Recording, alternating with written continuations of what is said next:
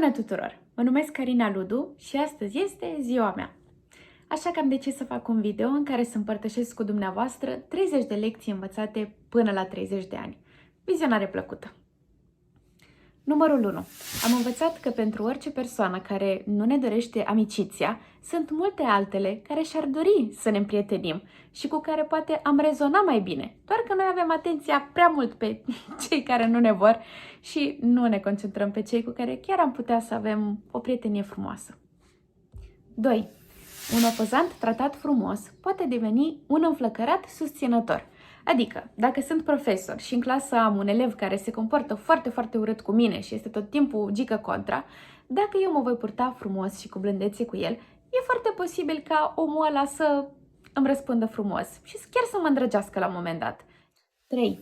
Am învățat că atunci când merg într-un nou colectiv, într-o nouă clasă, într-o nouă biserică, într-un nou cerc de prieteni sau orice alt grup social și văd oameni care mi se pare că se uită urât la mine, că au ceva cu mine, eu voi încerca întotdeauna să mă duc să mă împrietenesc cu oamenii aceștia. Pentru că dacă voi păstra acolo ideea că există în cercul ăla oameni care nu mă agrează, lucrul ăsta mă va consuma foarte mult emoțional. S-a întâmplat de multe ori să mă duc să vorbesc cu oamenii ăștia, să descoper că în realitate sunt persoane super simpatice, super drăguțe și uneori unii mi-au spus, păi nu mă uitam urât la tine, asta este pur și simplu privirea mea. 4. Atunci când vine cineva la mine cu o problemă serioasă pentru care obiectiv nu pot să fac nimic ca să o ajut, îi propun de obicei, asta am învățat că este varianta cea mai înțeleaptă, îi propun să ne rugăm împreună. Așa, dacă persoana asta va accepta, ea cu siguranță se va simți mai liniștită. Mi s-a întâmplat de multe ori ca persoana să se simtă mult mai liniștită după rugăciune, iar eu să mă întorc acasă fără să fiu încărcată de problemele acestei persoane. 5.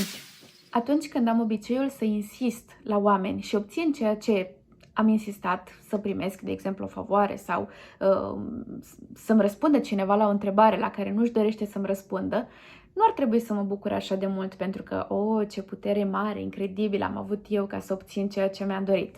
Pentru că omul celălalt își va pierde la un moment dat respectul față de mine. Iar eu nu-mi doresc asta. Asta nu vine cu un câștig, vine cu o mare pierdere pe timp îndelungat.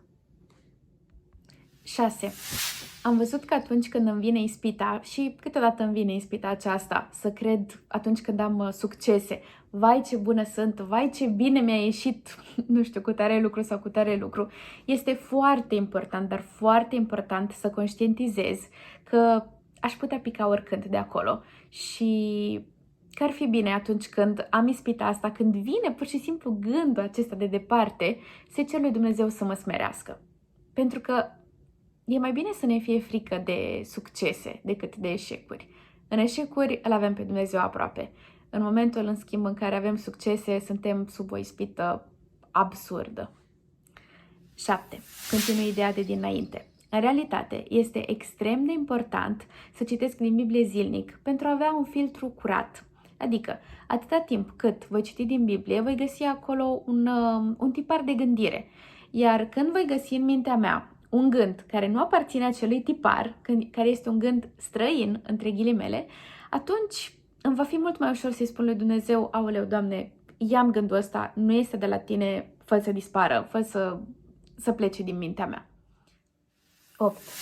Am observat de-a lungul anilor că Dumnezeu, așa cum îl cunoaștem noi, seamănă foarte mult cu părinții noștri, adică noi l-am cunoscut pe Dumnezeu prin intermediul părinților noștri, care ne-au vorbit mult dintre noi, clar, nu toți. Unii poate l-au cunoscut pe Dumnezeu prin alte surse.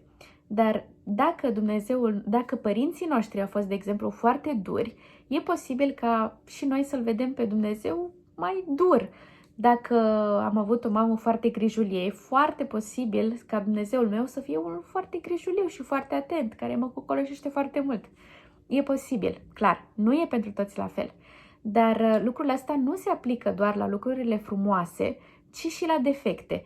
Adică, dacă tatăl meu, de exemplu, mă pedepsea tot timpul fără să știu de ce sau dacă mă bătea din senin, atunci e foarte posibil ca noi să ne supărăm pe Dumnezeu când ni se întâmplă ceva ce nu am prevăzut și să fim foarte supărați pe El. De ce ai făcut chestia asta? Dar în realitate, supărarea să fie pe Părintele nostru, nu într-adevăr pe Dumnezeu.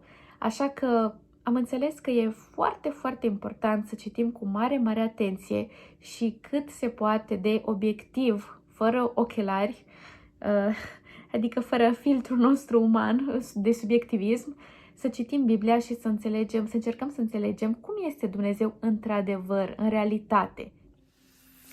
Pentru numărul 9 voi citi un verset care îmi place foarte mult, din Proverbe 16:23. Cine are o inimă înțeleaptă își arată înțelepciunea când vorbește și mereu se văd învățături noi pe buzele lui. Dar, dacă vreau să am învățături noi tot timpul pe buze, asta înseamnă că trebuie să citesc tot timpul și trebuie tot timpul să-mi ocup capul cu lucruri înțelepte. 10. Atunci când cineva vine la mine și îmi spune ceva negativ despre mine, eu am învățat să mă simt cât de cât onorată.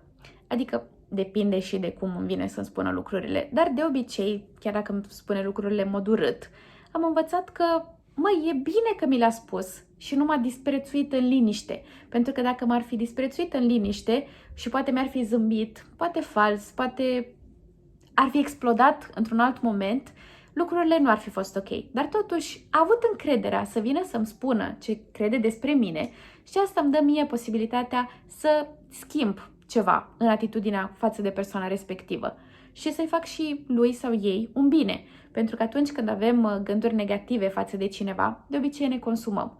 Așa că trebuie să mă bucur că am putut să îl ușurez cumva pe omul acela și să schimb ceva. Și poate chiar să mă rog pentru ceva ce mi-a spus și la care nu mă gândisem, la ceva pentru care trebuia să mă pocăiesc și încă nu mă gândisem. 11.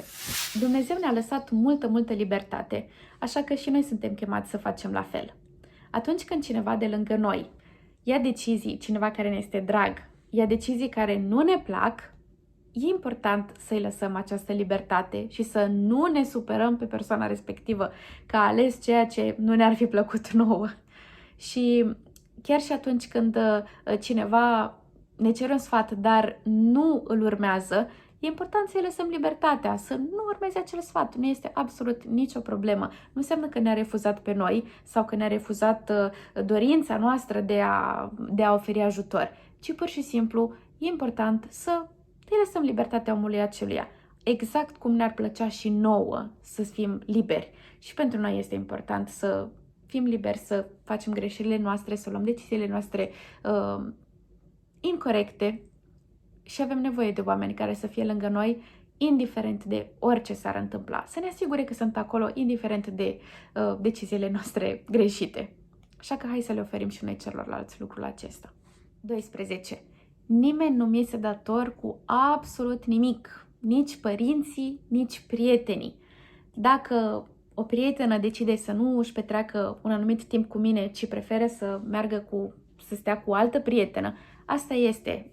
Nu pot să mă enervez pe ea. De ce mi-ai făcut mie așa ceva? Cum de te-ai dus cu tărica?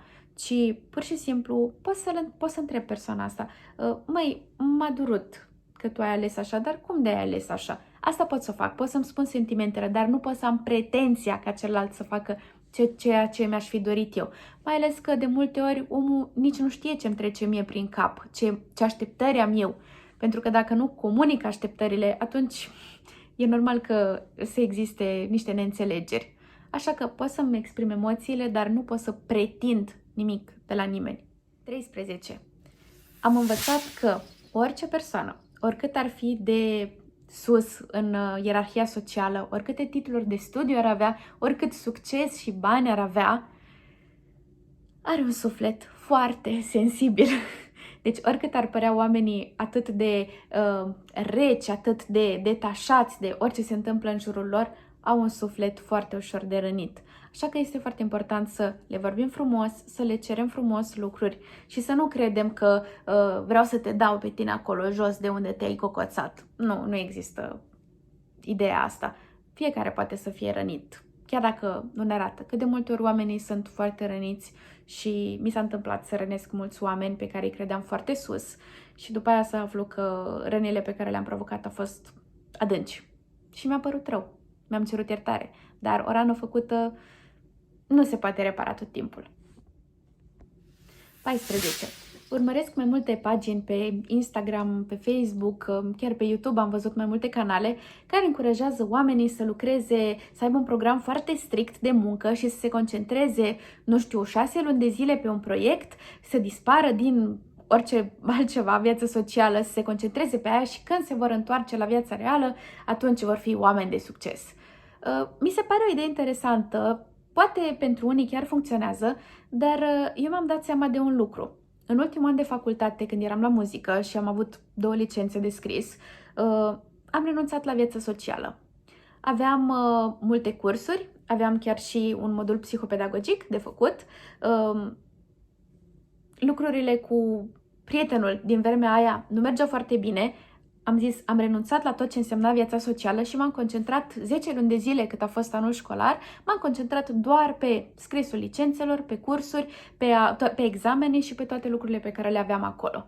Și nu mi-am mai luat timp deloc să mă gândesc la gândurile mele, la partea mea emoțională, la partea mea relațională cu cei din jur în general. Și vreau să spun că am dat licențele, le-am dat, știu că le-am avut într-o săptămână. Luni, marți și miercuri am avut prima licență și joi și vineri cea de-a doua. Iar cu 2 zile după, practic, m-am angajat în colportaj pentru toată vara. Nu am avut timp să meditez la partea mea emoțională și mi-a trebuit cam 1 an de zile după ca să mă liniștesc. Să pot să rumeg emoțiile și să zic ok, am înțeles acum ce se întâmplă cu emoțiile mele. Aveam crize de plâns, aveam stări ciudate emoționale. Nu funcționează pentru toată lumea stilul acesta. Eu știu că pentru mine am nevoie să îmi rumeg emoțiile. Poate și dumneavoastră aveți nevoie de așa ceva. Așa că lucru foarte intens pentru o chestie, pe un proiect, trebuie luat cu calm. Nu suntem mașini, nu suntem roboți, nu suntem computere, suntem oameni, avem nevoie de a rumega la emoțiile noastre și a avea prieteni, a avea relații sociale. Este foarte important lucrul acesta. Asta am învățat eu. Pentru mine așa funcționează. 15. La un moment dat am găsit circula întrebarea aceasta. Dacă ai prefera să ai un copil inteligent sau bun, ce ai alege? Iar eu mulți ani, având mitul acesta de a fi cât mai inteligent, a avea cât mai multe titluri de studiu, avea o poziție socială înaltă, nu neapărat finanțe, dar am avut mitul acesta multă vreme. În ultimii ani, în realitate, mi-am dat seama că cred că mi-aș dori mai mult un copil care să fie bun. Pentru că nici titlurile sociale, nici succesul, nici nimic pe planeta aceasta nu încălzește mai mult sufletul decât o persoană care se poartă cu bunătate. 16.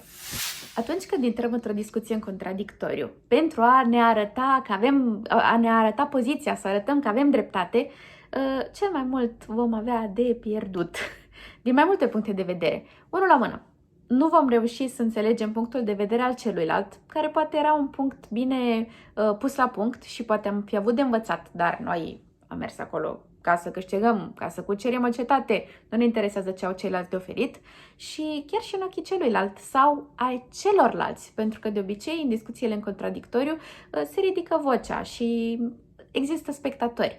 Așa că e important de cele mai multe ori asta am învățat pentru mine, să ascult, să nu consider că are o idee greșită pur și simplu, să văd ce are de zis și poate la un moment dat voi adopta poziția lui. Un lucru așa care mi se pare interesant este că la un moment dat discutam cu cineva din Biblie, de fapt de câțiva ani de zile discut cu persoana asta despre lucruri din Biblie și dacă acum câțiva ani am pornit eu cu ideea că Dumnezeu este Dumnezeu judecător și cealaltă persoană era cu nu, Dumnezeu, da, e adevărat că este judecător, dar este dragoste mai mult. Acum, după ani de zile, ne uimim amândoi că eu sunt cu nu, dar Dumnezeu este dragoste. Și cealaltă persoană este da, dar Dumnezeu este și judecată. Asta cred că se întâmplă atunci când intrăm în discuții cu dorința de a afla mai mult, de a vedea ce are de zis celălalt și luând în considerare că ar putea să aibă dreptate. 17. Modestia este un parfum fermecător. îmi plac mult oamenii modești, sincer, chiar îi admir.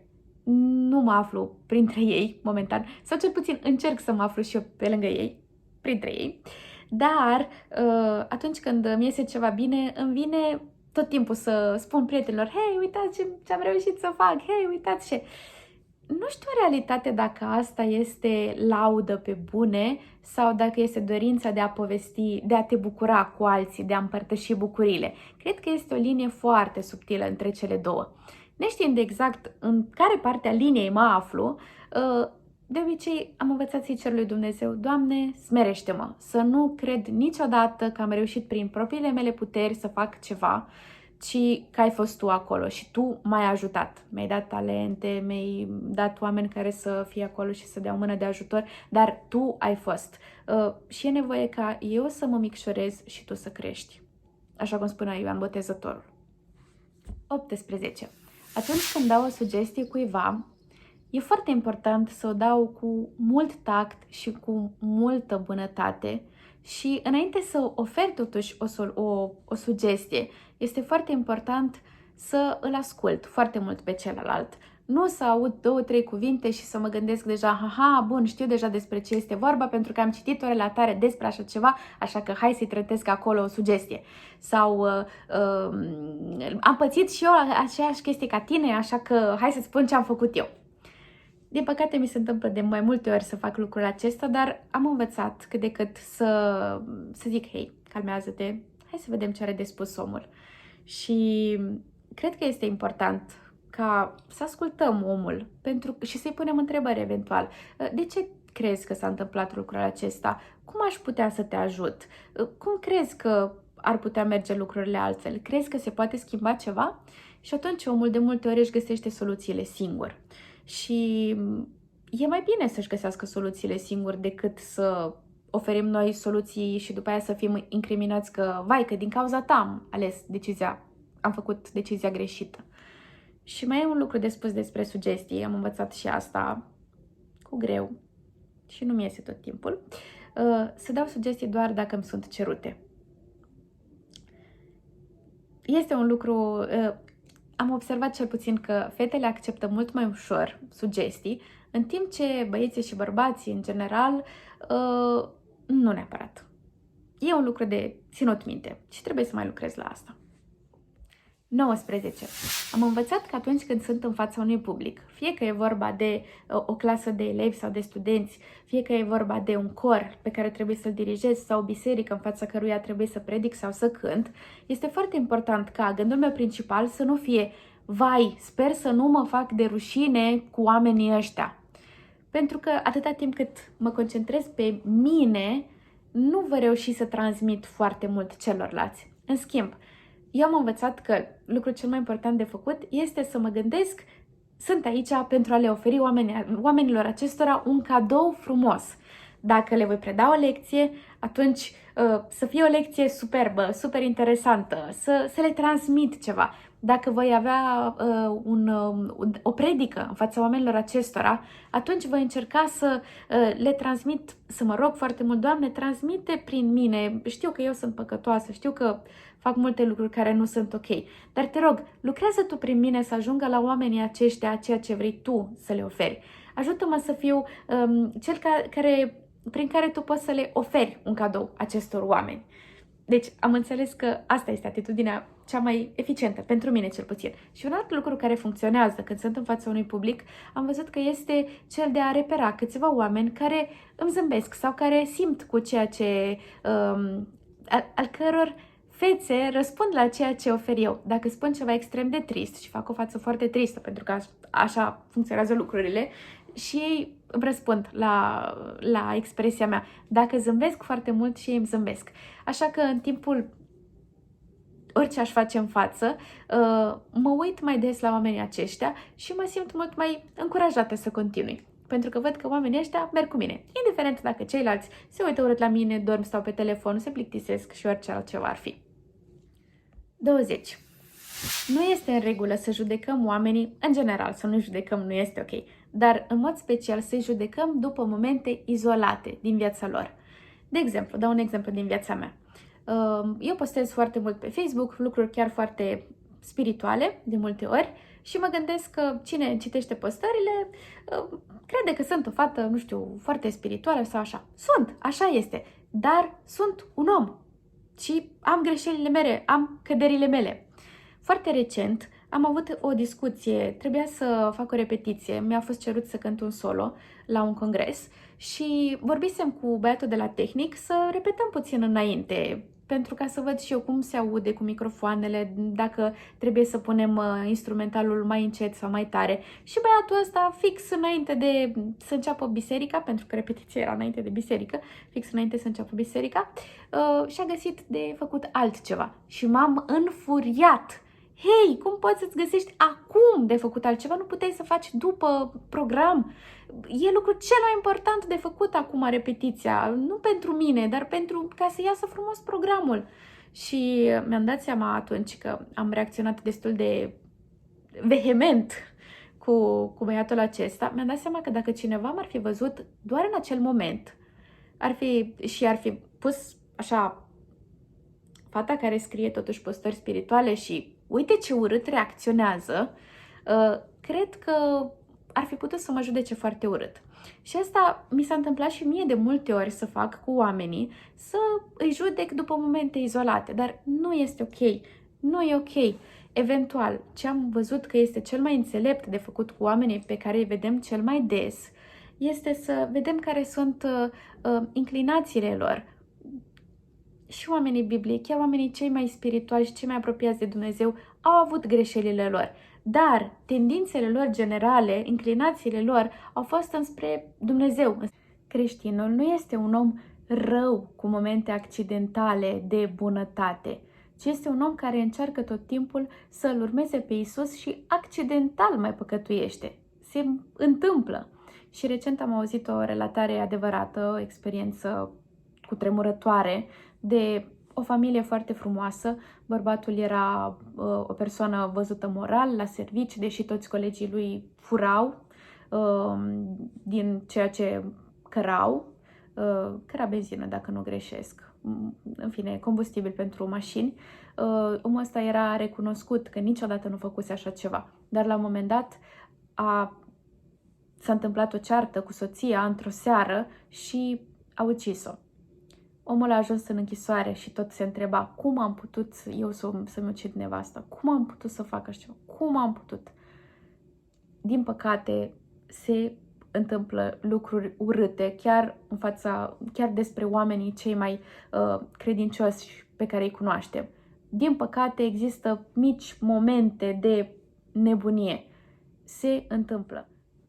Și sincer, urăsc atunci când aud chestia asta, nu-mi place, deci nu suport așa ceva. Când cineva spune, aha, deci ai văzut tu că omul ăsta așa era în realitate. Când vedem că un om pe care îl credeam foarte credincios, îl greșește flagrant la un moment dat. Aha, deci așa era omul ăsta, deci doar s-a prefăcut până acum. Nu neapărat. Omul poate era extrem de credincios, extrem de îndrăgostit de Isus, dar la un moment dat a păcătuit accidental. 21. Am învățat că atunci când cineva mă supără și am gândul acesta urât de, vai, nu-i spun, nu-i explic ce-mi trece prin cap, că oricum nu înțelege, hai să fim serioși, nu, i-am spus de alte ori și nu a înțeles omul ce se fac. În realitate, gândul ăsta că pe omul ăsta nu-l duce capul, este o lipsă de respect pentru el. Și e urât și când gândim asta despre ceilalți și când ei gândesc asta despre noi. Din ce am observat eu, lucrul cel mai frumos și plin de respect care se poate face cu un om este în felul acesta. Hei, dacă continui să îmi spui în modul ăsta urât lucrurile, să știi că mie îmi va veni să mă îndepărtez de tine.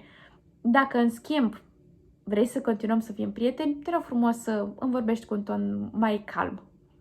Adică îl punem pe om în fața unei alegeri. Dacă vei face asta, vei avea consecința asta. Dacă vei face acest alt lucru, vei avea această consecință.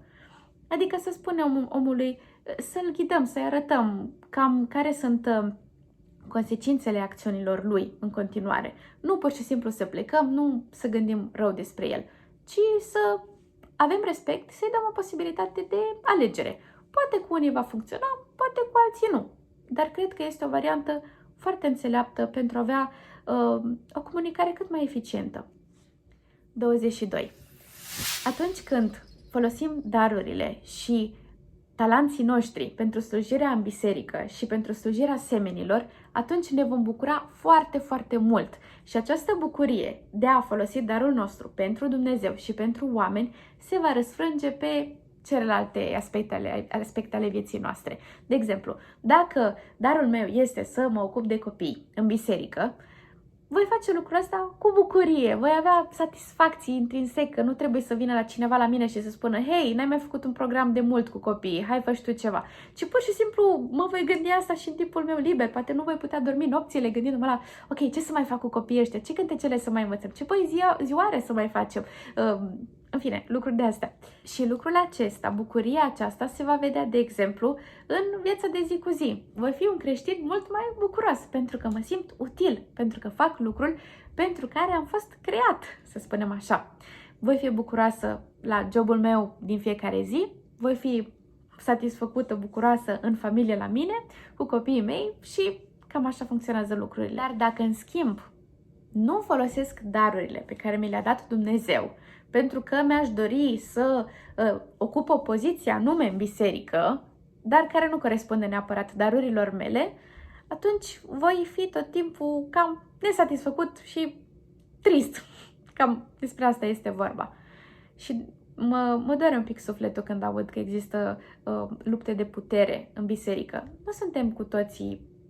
Nu avem cu toții aceleași daruri, avem daruri diferite și Pavel scrie în Corinteni că suntem părți diferite ale trupului și fiecare parte este importantă. Poate eu am darul ospitalității mai mult decât altul, poate unul se pricepe mai bine să predice, poate altcineva se pricepe să facă lucruri diferite și eu nu pot să mă supăr că Cutărescu are o poziție mai înaltă decât a mea. Nu pot să fac lucrul acesta pentru că Dumnezeu mi-a dat și mie daruri speciale și sunt foarte importante. Darul meu este la fel de important ca darul celuilalt și voi fi bucuroasă și satisfăcută de viața mea spirituală și viața cu cei din jur doar în momentul în care mă voi ocupa de ceea ce mi-a fost dat, când voi face lucrul corespunzător darului meu.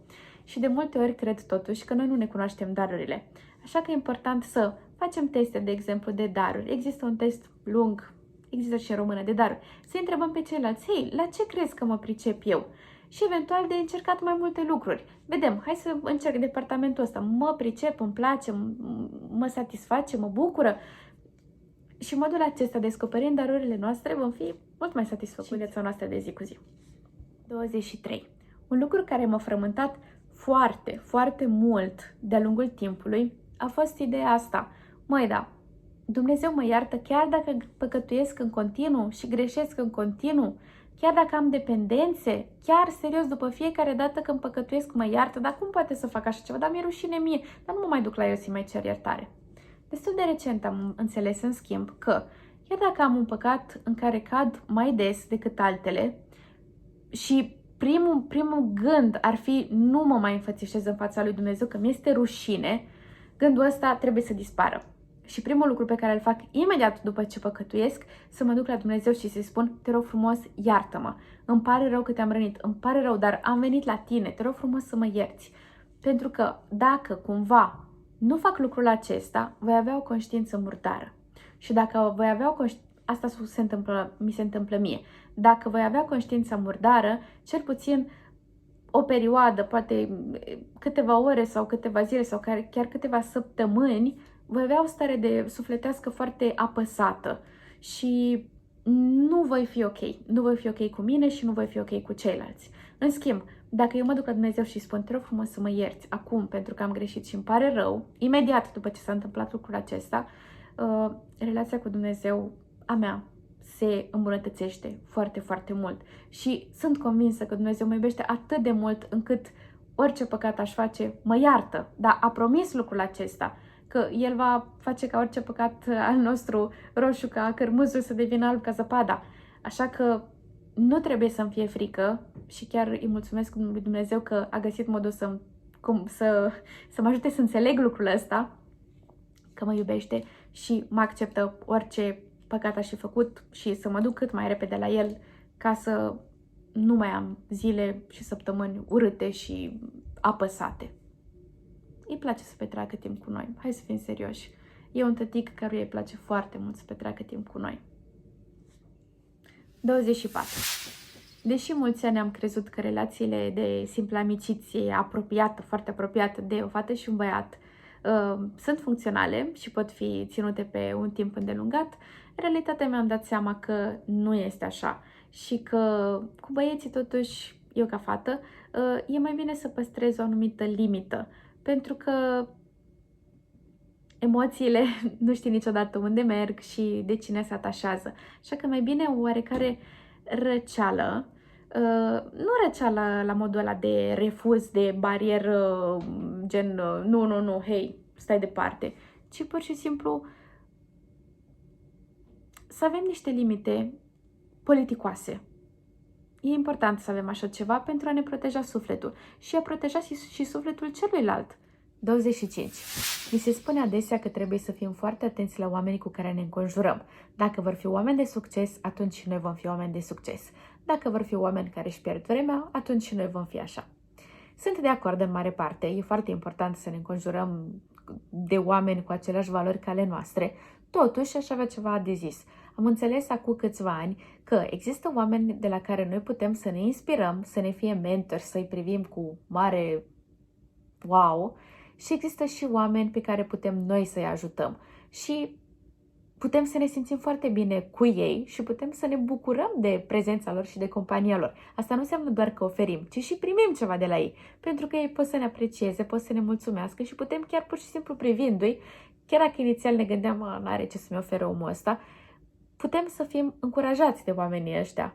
Și e frumos. Și dacă ne gândim așa, Iisus stătea printre oamenii care nu aveau prea mult ce să-i ofere. Oricum nu putea lumea să-i ofere mare lucru. Totuși, el a ales să stea și printre oamenii care pentru societate nu aveau nimic de oferit. 26. Am învățat în timp că e foarte important să folosesc emoțiile mele negative pentru a face ceva creativ și util. În general, utilitatea este un cuvânt mare și de subliniat așa în alegerile mele. Și de multe ori s-a întâmplat, de exemplu, atunci când sunt tristă, să scriu o poezie sau să-mi amintesc ceva interesant pe care l-am descoperit citind în Biblie și să fac o postare pe Facebook sau să citesc într-o carte ceva referitor la problema mea, întristarea mea și să împărtășesc cu o prietenă. Și apropo, chiar am o prietenă care de multe ori, când i-am împărtășit problemele mele și soluțiile pe care le-am găsit, ea să spună, vai, mulțumesc că mi-ai spus și mie, să știi că și eu trec prin aceeași problemă. Da, e foarte interesantă treaba asta. Sau, de exemplu, dacă am găsit oameni grupuri de prieteni în care aș fi vrut și eu să particip, ei au făcut o ieșire și nu m-au chemat, eu atunci, trecut de prima întristare, m-am gândit, ok, bun, hai să creez și eu o ieșire și să invit alți prieteni. Adică să folosesc treaba asta pentru a avea motivația să organizez eu ceva. Sau dacă am fost, nu știu, invidioasă de oameni care au reușit foarte bine în ceva și eu m-am gândit, vai, dar mie nu-mi ies așa ceva, of. Am zis, hai să fac și eu, hai să mai degrabă să mă împrietenesc cu ei, să înțeleg cum au reușit să facă chestia asta și să încerc și eu să fac asta și eu. Și asta am văzut că este foarte util, pentru că sentimentele noastre urâte nu trebuie doar să așteptăm să, vai de mine, ce urât e, ce așa, ci putem să căutăm oportunitatea în fiecare oportunitatea și utilitatea, ce putem face util cu ele, nu doar oportunitatea. 27. Am observat de-a lungul timpului, deși cu siguranță pot exista și excepții, că oamenii care sunt violenți și brutali cu animalele de companie, cu greu vor fi persoane sufletiste cu oamenii. 28. Atunci când am început să conștientizez limitele și defectele mele și să le cunosc destul de bine și să îmi zic, aoleu, cum pot să am defectul ăsta și limita asta, aoleu, vai de mine, mi-a fost mult mai ușor să înțeleg și să accept limitele și defectele celorlalți. De exemplu, discutam cu cineva la un moment dat și mi-a spus că are nevoie să doarmă 10 ore pe noapte și în capul meu eram 10 ore pe noapte? Cum poate omul ăsta să piardă atâtea ore din zi, din viața lui? Și după aia mă gândeam, eu am nevoie de vreo 7 ore de somn, de exemplu, dar am nevoie și de vreo o oră, 2, 3 pe zi să stau să meditez și nu tot pe acolo suntem. 29. Am învățat cu greu, în timp, că nu trebuie să mă interesez așa de mult dacă rugăciunile mele se îndeplinesc așa cum am vrut eu, ci că lucrul cel mai important în absolut este să fie făcută voia lui Dumnezeu. Și eu sunt convinsă și știu că dacă se va face așa cum vrea Dumnezeu, și mie va fi bine. Așa că acum nu mă mai rog stăruitor, mai am momente, ce drept, dar încerc să scap de ele, în care mă rog stăruitor, Doamne, fă să se întâmple lucrul ăsta așa cum vreau eu, te rog frumos, pentru că eu cred că este lucrul cel mai bun care se poate întâmpla, ci încerc pur și simplu să zic, Doamne, mie mi-a plăcea foarte mult să se întâmple așa, știi și tu cât mi-ar plăcea să se întâmple lucrul acesta, totuși știu că tu știi mult mai bine lucrurile, așa că fă să se întâmple cum vrei tu. Și chiar dacă nu se îndeplinesc lucrurile așa cum vreau eu știu că pe timp îndelungat îmi va fi și mie bine. Și am ajuns și la ultimul punct, 30. Acest punct va fi despre minunile lui Dumnezeu. Am crescut în biserică și mereu am auzit despre experiențele misionarilor sau experiențe întâmplate în alte țări, lucruri de-astea mărețe care merită povestite în biserică, merită trimise peste tot. Și oamenii în vârstă care îmi povesteau despre experiențele lor, îmi povesteau despre lucruri întâmplate în tinerețea lor, ceva de mult. Și m-am gândit și eu, wow, dar vreau și eu experiențe cu Dumnezeu, vreau și eu să am ceva de povestit. Și la un moment dat chiar am avut niște experiențe mărețe pe care chiar și astăzi le mai povestesc când e vorba de ceva măreț de împărtășit, dar în realitate experiențele cu Domnul pot spune cam zilnic. Și am învățat că e foarte important să le povestim și altora, nu doar să le ținem pentru noi. Și asta am găsit-o în două versete, voi citi acum două versete, Psalm 9:1, care spune: voi lăuda pe Domnul din toată inima mea, voi istorisi toate minunile Lui. Și 1 Cronici 16:9, cântați în cinstea Lui, vorbiți despre toate minunile Lui. Domnul ne încurajează să împărtășim toate minunile Lui, nu doar cele super mărețe. Putem să împărtășim și ceva micuț și frumos să împărtășim. De multe ori când am împărtășit experiențe micuțe, oamenii mi-au mulțumit și s-au simțit încurajați. Așa că vă las cu acest îndemn. E un lucru important pe care l-am învățat eu, dar vă las cu acest îndemn. Împărtășiți toate experiențele pe care le aveți cu Dumnezeu și cu ceilalți, pentru că pot să îi încurajeze foarte mult. Și dacă e făcut totul spre slava lui Dumnezeu, se va bucura și el, cu siguranță.